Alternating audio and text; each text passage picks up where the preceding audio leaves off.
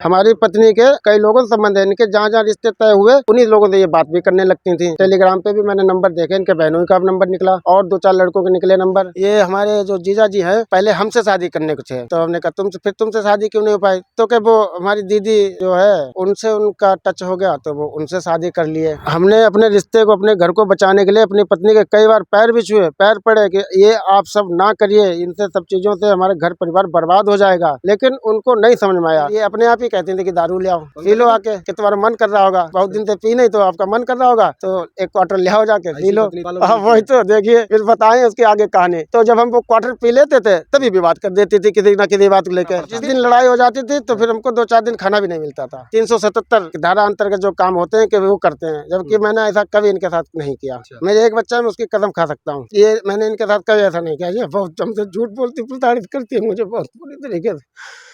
हाँ भाई, क्या नाम है आपका? हमारा नाम कुलदीप है। कहाँ रहते हैं आप? हम जलालाबाद रहते हैं, मोहल्ला बाबू नगर में। क्या समस्या है आपके साथ? समस्या ये है कि हमारे पत्नी जो है रिया गौतम, इनके क्रियाकलाप अच्छे नहीं है, इनके चाल चलन ठीक नहीं है, ये हमको बहुत परेशान करते हैं, बहुत प्रताड़ित हो चुके हैं। हमारी शादी हुई थी 31 जनवरी 2019 को, तब से 5 सालें हो गई। अच्छा, आप बता रहे अपनी पत्नी का नाम रिया बताया, तो रिया से पहली मुलाकात आपकी कब और कैसे हुई? इनकी मुलाकात हुई थी, हमने अपनी बहन की शादी की थी, तो चूंकि माता पिता हमारे हैं नहीं, तो कार्ड पे हमारा नाम, मोबाइल नंबर दिए थे, तो तीर पड़ोस बिरादरी होने के नाते जो है इनको भी इनवाइट किया गया, तो उस पे हमारा नंबर लिखा था। ये आई है, शादी में इनवाइट किया तो आई, इनके माँ बाप आई, ये आई। फिर शादी होने के 19 नवंबर को शादी हुई थी, तो 19 नवंबर को शादी होने के बाद ये 20 नवंबर को हम हमारे पास 11 बजे के आसपास इन्होंने फोन किया, तो बताया कि हम सपना बोल रहे हैं, मतलब उनका दूसरा नाम सपना है, तो सपना बोल रहे हैं। तो हमने बताओ कैसे फोन किया, बोले कि वो हम आपसे बात करना चाह रहे हैं। तो हमने कहा हमसे क्या बात करोगे, तो बोले कि वो बस बात ही करना चाह रहे हैं। तो फिर तो हमने कहा आपकी बहन की शादी में आई, कार्ड से आपका नंबर लिया और आपको फोन किया, कह रही बात करना चाहते हैं, तो क्या बात हुई फिर आप लोगों के बीच? बात यही हुई कि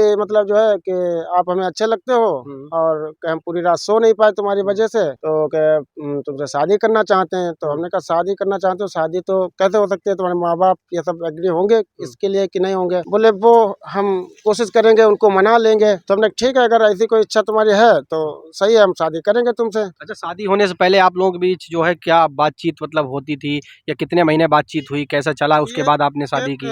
केवल बातचीत नवंबर दिसंबर, ये केवल 1-1.25 महीना बात हुई, और 31 जनवरी को हमारी शादी हो गई। तो जनवरी का वो पूरा महीना और दिसंबर का समथिंग 2 महीने 2.5 महीने बात हुई, 2.5 महीने के बाद फिर वो शादी फाइनल हो गई। तो बातचीत करने के दौरान आपको क्या कैसा लगा कि इनका बिहेवियर कैसा है और चाल चलन कैसा है, ये आगे आपके साथ रह पाएंगी नहीं रह पाएंगी? अच्छा लगा था आपको सब कुछ? बातचीत करते समय तो कुछ ऐसा मैंने महसूस नहीं, क्योंकि ये हमारी इस 2.5 महीनों में कभी इनकी बाई फेस बातचीत नहीं हुई। फोन से ही बातें होती थी, तो फोन पे ही जो चीज हुई वही बातें उनसे होती रहती थी, जो नॉर्मली जो कपल करता है। शादी से पहले आपकी कभी मुलाकात हुई नहीं? शादी से पहले कभी मुलाकात नहीं। तो शादी के 3 दिन, जब हमारी 31 जनवरी की शादी होनी थी, उससे 3 दिन पहले ये अपने मेरे भाई के साथ आई, बोले कि हमें फिल्म देखने चलना है। तो हमने कहा तुम्हारे ये सब कोई दिक्कत तो नहीं? फिल्म देखी थी साथ में? वो फिल्म का तो नाम नहीं याद है, लेकिन एक पिक्चर देखी थी वो, तो वो वहाँ गए तो फिल्म इनको दिखाया, तब ये चुपचाप मेरे साथ आ गई थी बिना घर के बताए, मतलब कॉलेज के बहाने। अच्छा, वैसे देखा था आपने, इनको देखा था कि यहाँ यही सपना है, यही रिया है? शादी में तो देखे थे हम, जब हमारी बहन की शादी थी, आई थी तो देखा था हमने। तो वो पसंद करती थी आपको, आप भी पसंद करते थे नहीं? अब ये पसंद करने लगे तो हमने भी भाई, हमने कहा चलो भाई शादी तो करनी है, तो पसंद किए तभी तो शादी हुई हमारी। हाँ जी। फिर जब शादी आपने कर ली 31 जनवरी को, उसके बाद फिर आपका जीवन कैसे चला? 31 जनवरी को शादी करने के बाद जो प्रक्रियाएं होती हैं, उन प्रक्रियाओं में बातचीत हुई कि कहीं तुम्हारा अफेयर, ये सब चीज़ें ऐसी बातें शुरू हुई। तो हमने भी पूछा, हमने तुम्हारा कहीं अफेयर? कि नहीं अफेयर नहीं, कहीं ये हमारे जो जीजा जी हैं कि पहले हमसे शादी करने को थे। तो हमने कहा तुमसे शादी क्यों नहीं हो पाई, तो क्या वो हमारी दीदी जो है उनसे उनका टच हो गया, तो वो उनसे शादी कर लिए। तो हमने अच्छा इसमें एक चीज़ और है कि ये शादी के लगभग 1 महीने पहले, 31 जनवरी से पहले ये करीबन 15-16 दिन अपने बहनोई के साथ वहाँ दिल्ली में ही रही थी। अच्छा, आपकी शादी से पहले? हाँ, तो दिल्ली से ही आपसे फोन से बात करती थी? वहाँ दिल्ली से भी बात होती रहती थी। अच्छा, और इनकी एक बड़ी बहन है संध्या गौतम, वो भी दिल्ली में उस समय IAS की तैयारी करती थी वहाँ दिल्ली में रह के। अच्छा, ये सर्वेश कुमार है, वो भी उन्हीं के साथ में रहते हैं लिविंग रिलेशनशिप में। तो लिविंग रिलेशन में रहते थे? लिविंग रिलेशनशिप में रहते थे। अच्छा, उस दरमियान ये प्रेग्नेंट भी हुई, इनकी बड़ी दीदी प्रेग्नेंट भी हुई। वो घर पे पता लगा तो उस चीज़ों का थोड़ा विरोध हुआ, लेकिन बाद में घर वालों ने एक्सेप्ट कर लिया। हमारी शादी के बाद जो है वो आना जाना उनका शुरू हो गया और ये सब चीज़ें चलने लगी। उसके बाद से तब से फिर हमें इनने जब बताया कि हमारी शादी होने थी और मतलब उनसे हो ये नहीं बातें पाई आप थी। लोगों के बीच जो हुई कि अब पहले जो हमारे जीजा हमसे शादी करना चाहते थे, ये शादी के बाद जो फर्स्ट नाइट होती है उसमें आप जी, लोगों ने जी, बातें की? ये फर्स्ट नाइट की बातें हैं। ये उसके बाद से फिर जो है इनका रवैया मुझे कुछ ठीक नहीं लगा। ये मतलब अच्छा, माँ बाप आपको से पहली बार शक कब हुआ कि हमारी पत्नी की चाल चलन ठीक नहीं है, इनका किसी और से भी नाजायज संबंध है? ये इनके मोबाइल पे नंबर व्हाट्सएप पे ये इनके चैटिंग वेटिंग मोबाइल जो वो नंबर चलाते थे सर्वेश कुमार, उस नंबर को मैंने इसमें देखा तो उसमें से जो है चैटिंग डिलीट की गई थी। हम समझ गए, हमने कहा तो इनसे हमने पूछा कि मतलब तुम क्या उनसे बात करती हो अब भी क्या? बोले नहीं बात नहीं करते। तो हमने कहा फिर ये मतलब उनका नंबर क्यों रखे पड़ी हो? कहे वो तो कहते। तो हमने कहा जब तुम्हारी शादी होने की थी नहीं हो पाई तो अब उनसे मतलब छोड़ो, तुम्हारी शादी हमसे हो गई तो हमारे साथ सही से रहो। अरे तो ये घटना शादी के कितने दिन बाद की है? चौथे दिन की। चौथे दिन की जी। है। तो लेकिन फिर ये जब ऐसे चीज़ें हमने जब कही इनसे तब इन्होंने उस चीज़ का विरोध करना शुरू कर दिया और उसी दिन से लड़ना शुरू कर दिया। तो आपके बच्चे हैं? एक बच्चा है हमारा 4 साल का लड़का। तो ये 5 साल की जो आपकी शादी है, तो आप बता रहे चौथे दिन ही आपको आपने जीजा से बात कर जी, रही जी, थी, आपने पकड़ जी, लिया।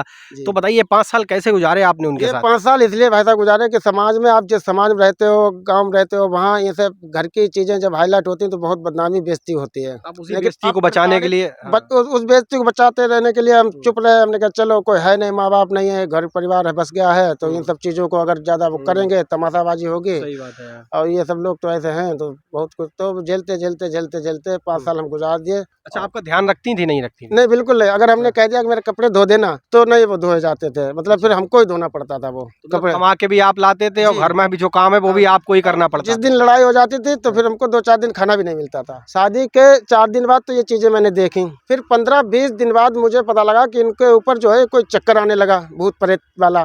तो हम परेशान हो गए। मतलब इन्होंने ऐसे जैसे कुछ हरकतें की, गर्दन टेढ़ी हो गई और मतलब जो है शरीर टेढ़ा करने लगे, आँखें बड़ी-बड़ी करने लगी। तो हमने कहा ये साला क्या प्रॉब्लम हो गई? तो हम बहुत चक्कर में पड़ गए। मैंने इनके पिताजी को, माँ को फ़ोन किया, उनको बताया। तो बताने के बाद फिर जो है कि अच्छा कि वो सर्वेश के एक भगत है जानने वाले, शमशाबाद के पास एक गांव है, वो शायद याद नहीं, सिकंदरपुर नाम का ऐसा ही कुछ गांव है, कंफर्म नहीं है। तो बोले कि वो सर्वेश के जानने वाला एक भगत है कि चलो वहाँ दिखाएंगे चल के। तो हमने कहा चलो ठीक, कोई बात नहीं। हम गए, सर्वेश जाते थे और सर्वेश ये हमारी सास ससुर और हमारी पत्नी और हम ये लोग जाते थे वहाँ। तो वहाँ जो है भगत तगत दिखाए थे। बोले कि वो इनके ये माँ ख़त्म हो गई वो हैं, इनके पिताजी ख़त्म हो गए वो हैं और ये सब चीज़ें यही इनके घर वाले ही इनको परेशान कर रहे हैं। आपके घर वाले? हाँ, मतलब मेरे माँ बाप जो ख़त्म हो गए जो थे नहीं रहे, हाँ। कि वो इनको परेशान कर रहे हैं। बोले तो हमने उससे पूछा तो क्या करना होगा?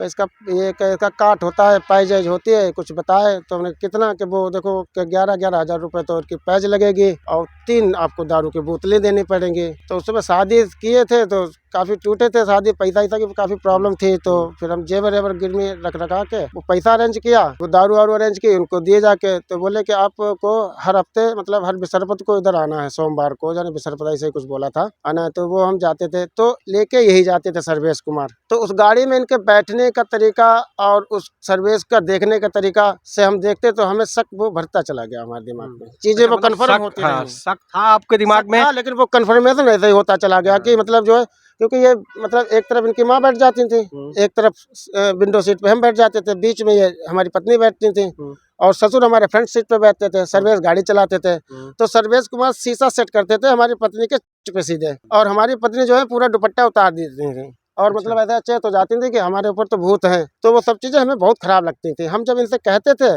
तो ये फिर विरोध करती थी कि हमें होश ना रात के तुम ऐसी बातें कर, इस तरीके से बातें करती थी। अच्छा, उसके बाद फिर क्या हुआ कि एक बार के बाद ये तो कंडीशनें जो भूता प्रेत वाली चलती नहीं, तो फिर मतलब ये घर पे भी एक बार ये कहानी बन गई। तो मैंने उसका भगत ने अपना नंबर दिया था कि कोई दिक्कत हो तो हमें फिर फ़ोन कर लेना। तो हम उस समय शाम के शायद 7-8 बजे होंगे, छत पे बैठे थे, गर्मियों का समय था।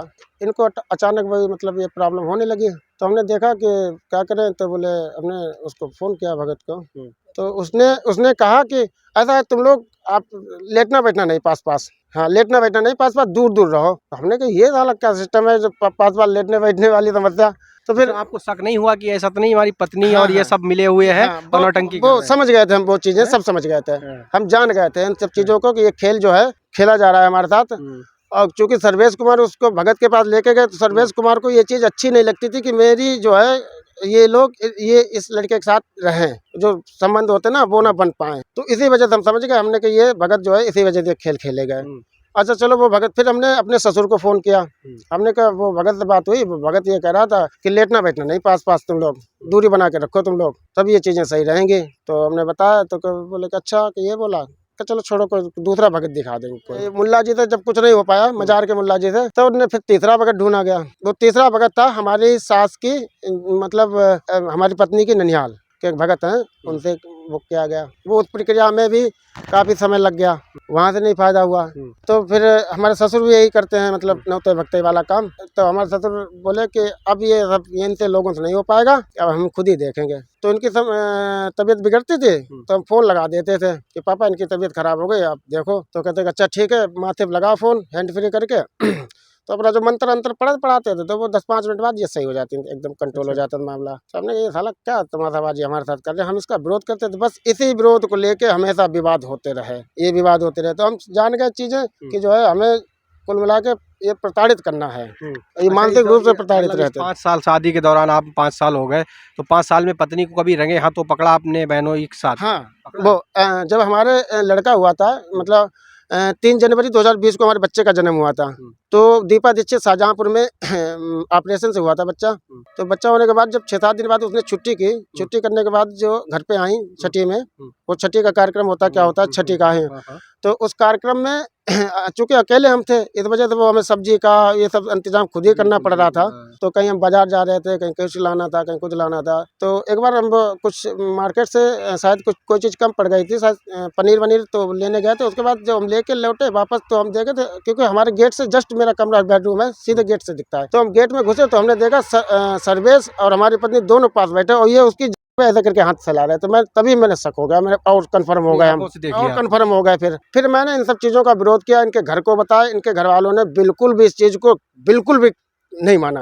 अच्छा, सरासर मुझे गलत सलाह दिया, कह कि आप गलत बोल रहे हो। फिर क्या हुआ आगे? कोई बात नहीं, हमने तसल्ली कर ली। फिर आपने अच्छा अपनी पत्नी से कहा सुनी नहीं हुई आपकी इस बात को लेकर? नहीं हुई, वो बहुत कहा सुनी हुई। कहा सुनी ये हुई कि जब ये छठी वाले दिन जो ये सब चीज़ें हमने देख ली, उसके बाद जो हमारी पत्नी अपने बहनों से बोली कि एक ऐसा गिफ्ट लेके आना जो उनके कोई रिश्तेदार ना लेके आए हों। तो हमने कहा चलो, वो बात हमने सुनी, तो हमें वो बात बुरी लगी कि कोई रिश्तेदार कोई भी गिफ्ट ले आए, छोटा या बड़ा। हर रिश्तेदार एक बराबर नहीं होता। कोई तोहफा देने की नीयत देखी जाती, कीमत नहीं देखी जाती। इस बात को भी हमें बुरा लगा। तो इस बात को लेकर फिर हमने कहा, तभी उस दिन ये लड़ाई झगड़ा हो गया। और छठी वाले दिन फिर हमारे ससुर ने जो है बच्चा उठाया और इसको बोले कि चलो अब नहीं रहना इसके साथ, और बोले कि तुमसे हिस्सा छाती चढ़ के ले ली हम। कौन बोला? हमारे ससुर। अच्छा। और ये दारू पिए थे, उस दिन कार्यक्रम था, तो ये दारू वारू अपने मंगवाए, अपनी पी खाई। तो बोले अब हिस्सा तो तुमसे कि हम छाती चढ़ के ले लेंगे। और उसी दिन हमारी पत्नी जो है ये लेके चले गए। 2-4 दिन बाद हम फिर गए। हमने कहा पीते खाते हैं? नहीं, हम नहीं पीते खाते थे। हम असल में शादी के बाद जो है, शादी से पहले पी खा लेते थे। शादी के बाद इन्होंने एक कंडीशन रख दिया कि आप दारू और नहीं पियेंगे। तो हमने चलिए नहीं पियेंगे। फिर ये अपने आप ही कहते थे कि दारू ले आओ, पी लो आके, कि तुम्हारा मन कर रहा होगा, बहुत दिन से पी नहीं, तो आपका मन कर रहा होगा, तो एक क्वार्टर ले आओ जाके पी लो। हाँ, वही तो देखिए, फिर बताएं उसके आगे कहानी। तो जब हम वो क्वार्टर पी लेते थे, तभी विवाद कर देती थी किसी न किसी बात को लेकर। फिर ये एलिगेशन लगाती थी कि देखो शराब पी के हमारे साथ ये क्या, शराब पी के हमारे साथ वो क्या। हम तो बहुत प्रताड़ित इनसे रहे। ये बहुत कहती थी कि शराब पी लो, और पी लेते थे। जब पी लेते तो ऐसी ऐसी बातें करके लड़ाई करती थी।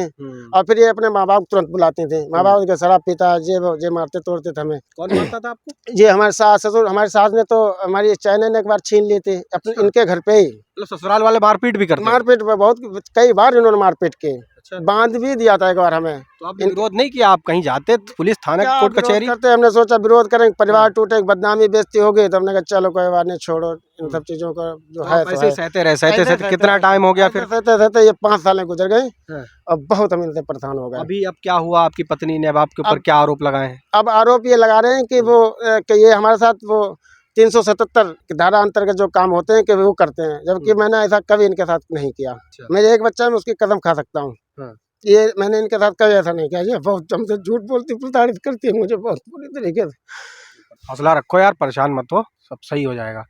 तो ये बताओ, फिर आगे क्या होना चाहिए? आप सरकार से, प्रशासन से क्या न्याय की उम्मीद रखते हैं? अब सरकार प्रशासन ने महिलाओं को इतने अधिकार दे रखे हैं, अच्छी बात है, उन्होंने अधिकार दे रखे, हमारी बहन बेटियां हैं, लेकिन सही चीज़ों के प्रति अगर ये सब चीज़ें होती हैं तो अच्छी बात है, लेकिन कहीं-कहीं ये कुछ महिलाएं जो है इस गलत अधिकार का दुरुपयोग करती दुरुपयोग हैं। करते हैं कि 498 हम पे लगवा रहे हैं, 376, 377 मारपीट और जाने क्या-क्या चीज़ें करती रहती हैं हमारे साथ। तो एप्लीकेशन दिए हैं थाने-वाने में, अपने पुलिस 20-25 दिन से तो हम घर पे नहीं रह रहे हैं। पुलिस आ रही है आपको पुलिस ढूँढने भी के लिए? हमको ढूंढ रही है, मतलब पुलिस ने कंप्रोमाइज़ करवाने की भी अभी बात हुई थी, इनसे 3-4 दिन पहले बात हुई थी कि कंप्रोमाइज़ कर लो, तो ये नहीं तो आपका एग्री। बच्चा किसके साथ रह रहा है? ये उन्हीं के साथ रह रहा है, उनके वो साथ रह लेके रहा गई है। हैं अपना कितना बड़ा, बच्चा। क्या उम्र है बच्चे की? 4 साल की उम्र है। बेटा है, बेटी है? बेटा है। बेटा है। और ये अभी ये पिछले 30 नवंबर को ही ये अपना सब सामान-वामान, जेवर-वेवर मेरे कहाँ पास रह रही है, ससुराल में या अपने साड़ू के यहाँ? अपने बहनों के यहाँ पे। भाई जिनके साथ आपको जिनसे लग रहा हमारे था कि उनके जिससे हमें साथ कोई दिक्कत है। संबंध है। और शुरुआत में ये सब चीज़ें छोटी-छोटी लड़ाइयाँ होती थी, तो हमारी सास उसको वहाँ लेकर जाके रख देती थी अपनी अच्छा। वहीं हाँ। साड़ू के यहाँ पे। तो आपको क्या लग रहा है, मतलब ऐसा महसूस होता है कि आपकी पत्नी के आपके साड़ू से बहुत पहले, शादी से पहले नाजायज शादी से संबंध? पहले संबंधित थे, क्योंकि ये इनके रिश्तेदार थे।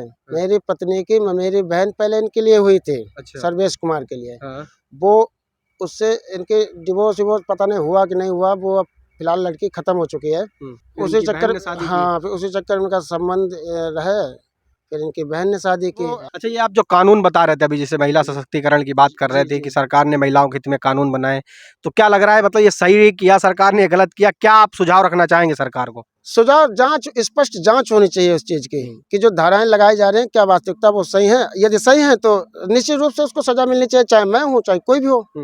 लेकिन अगर गलत एलिगेशन ये लगाए जाते हैं, तो उसके जो लगा रहा है उसके खिलाफ फिर अच्छा, जो महिलाएं कानून का दुरुपयोग करती हैं उनके साथ क्या सजा होनी चाहिए? उनको क्या प्रावधान रखना चाहिए सरकार? जो कानूनी प्रक्रिया है, जो संवैधानिक व्यवस्था है, उसके अनुसार कार्रवाई होनी चाहिए उनके खिलाफ भी। जो गलत झूठा मुकदमा भी लिखाना चाहता है तो उसके ऊपर भी कार्रवाई होनी चाहिए। बिल्कुल उसी प्रक्रिया में कि झूठा अगर दोषी आप पाए जाते हैं, हाँ, मुझे या हम सजा कोई भी चाहिए। हो, तो उसको सजा मिलनी जी, चाहिए। जो हम अगर हमारा दोष होता है तो हमें सरकार तो इस सजा कानून में, ये इन धाराओं में इतना संशोधन करना चाहिए बिल्कुल सरकार होना चाहिए, संशोधन होना चाहिए इन सब चीज़ों में। हम्म। यदि नहीं भी होता है तो उसको उसकी जाँच बढ़िया सी हो, और जो वास्तविकता दोषी है उसके अगेंस्ट कार्रवाई होनी चाहिए। तो अभी आप क्या चाहते हैं? आपकी पत्नी जो है आपसे समझौता करके आपके साथ रहने लगे, या क्या आपने मन बनाया है अपना? देखिए, अब उनकी जब स्थितियाँ ऐसी मैंने देखी, तो हमें नहीं लगता कि हम उनको अपने साथ अब रखना चाहते हैं।